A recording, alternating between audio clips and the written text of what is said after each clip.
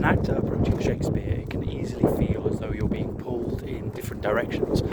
On the one hand, you've got people telling you to honour the poetry, engage with the big philosophical ideas, do not reduce these great works of literature to the tawdry, humdrum psychology of everyday people in everyday life. Don't turn Othello into an episode of EastEnders. At the same time, you've got people telling you that you have to make it feel real, play actions and objectives. Do not get caught up or distracted by these big, academic, abstract ideas. So what do you do? Well, I think this is a false choice, and that if you pick a side in this debate, you're actually cutting yourself off from half of what Shakespeare has to offer you, because the psychology doesn't dilute the philosophy or the poetry.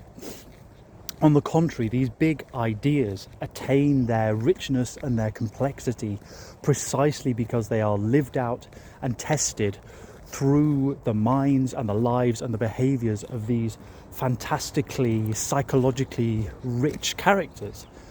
And at the same time, engaging with the poetic and philosophical ideas isn't something that takes you away from the reality of the character.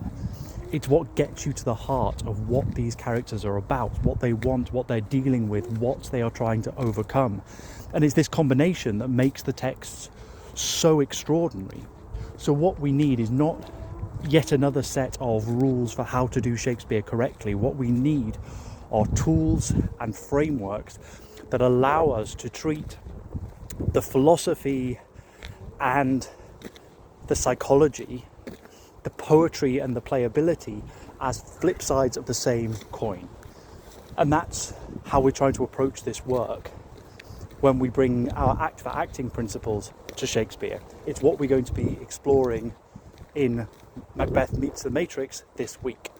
So if you're the kind of actor who wants to move beyond these seemingly endless Shakespearean squabbles, then maybe I'll see you there.